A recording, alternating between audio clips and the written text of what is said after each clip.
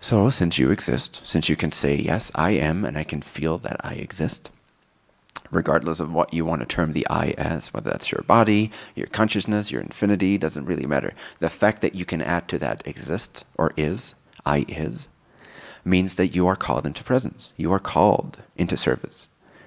You are desired to be here exactly as you are.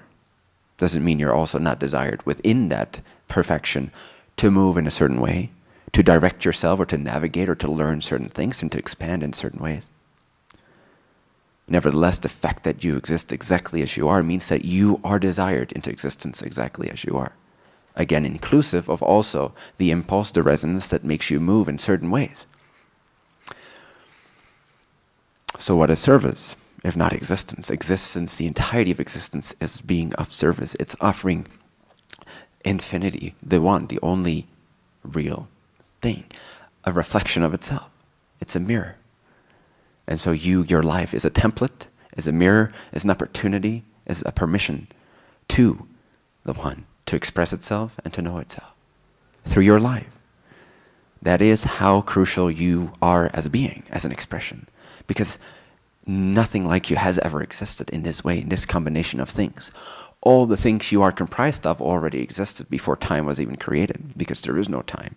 So everything that can exist does exist already, and everything is parallel to each other. Future exists now, past exists now. So all the elements that you are combining into your life already existed. That is, in a sense, the structure or the platform or the possibilities of the one offering itself, the images, the configuration of energy, all the different configurations of energy through which it can generate experience. These are already available. In that sense, not a single molecule of you did not already exist billions of years ago within the time realm. But the way you as a consciousness, you as the I am expression of the all that is, I am expression, the way that you have gathered along the way these unique combination of all these things that already existed, that were already available, that were not new to the eyes of the one. The way in which you combined these and made them yours and generated a quote-unquote story out of this.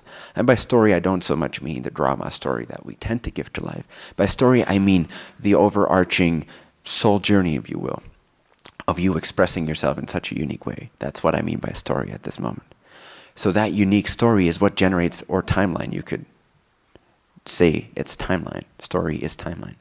So out of the infinite timelessness of every potential configuration of energy being at the one's disposal, at consciousness's disposal, it then generates within that field certain timelines by going here first, then there, then combining these possibilities into one possibility that then travels there, then gathering onto itself more possibilities into one focal point, one intersection point of I am consciousness. And then it travels to that moment and that moment in timelessness, and that moment and that moment. And so it gathers a storyline that's unique.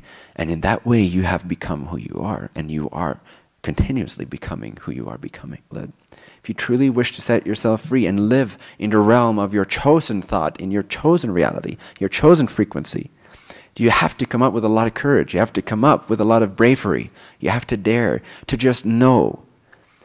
You have to let go of physical evidence, because physical evidence is the result of your knowingness, your choice, your conviction. If you don't choose your conviction first, the evidence will not change. The people in it will not change. The scientists in it will not change. You will never read an article that confirms what you intuited, because you're not choosing your intuition before you read about the evidence. As it goes to all aspects of your life. If you wish to see confirmation of what you know, intuit, and hope to be true, then trust in your hope until that hope is knowledge, and that knowledge or conviction is then the word that defines your reality.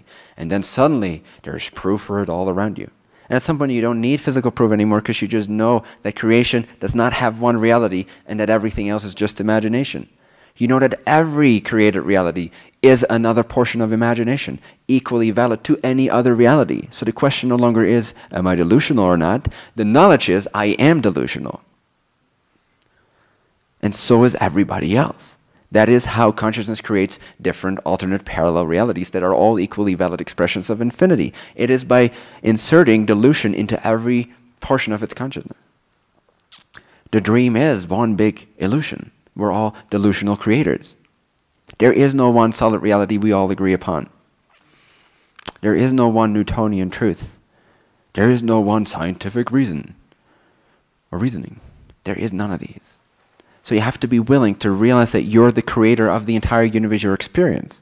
And then at some point, you'll be lifted completely beyond the realm of, is this true or not? I'm not sure. I'm doubting what I intuit because it's never been shown in science now. It's never been explained by some PhD sheep that followed the educational system. There's none of that. There's no need for confirmation outside of yourself. You have to take that bravery. You have to be willing to be delusional. At least be willing to be delusional for a moment. And see that I'm actually just free. And this reality shapes itself according to my convictions. Once you start tasting of that, you know that that is the objective truth that is true for everyone. But then certain beings think that that's not true for everyone, and what is true is what we perceive. But what we perceive is the tail end of our creation, and our creation is everything we see. And our creation is originating in our state of being, our conviction, where we place our energy, our intention, our focus, our self-belief. So you have to be willing to let go of circumstances dictating what's real or not for you, so that you can start shaping creation effortlessly, beautifully, joyfully, in service of love and light. Because that is what aligns you, and that's what accelerates you, and that is what for you generates more and more heaven on earth. I'm the happiest mother. I know. And I'm 26 years old. And that's not a thought I conjure up a lot. But sometimes people ask, you're so young, and you generate so fast. Well, how do I do that? It's by following my own teachings. By not caring about the outside world. By not waiting for other people to agree with who I am. Simple, right? Don't wait for other people to agree on who you are. The fact that you desire to be who you are is the highest authorities, your higher selves, permission slip to act in that way, to be in that way, with integrity and love and respect, of course. But that's not difficult. That's not two different things. In fact, you're lacking the integrity and respect if you don't have the integrity and respect to honor your higher self's impulses. So you say that everything that happens in my life is by choice of my higher self and you as a state of being, as a response. It can only manifest for you whatever you are able to receive from it. So it's a combination of what's relevant for you, what is inspired to you by your higher self, and how you respond to that, receive that, and act on that in terms of your vibrational attitude and the actions that follow out of that. The confidence, in other words. Always be the most confident person in the room, again, as an exercise. It's not about whether that's true or not. It's not about comparison. It's just as an exercise. You're in a room right now.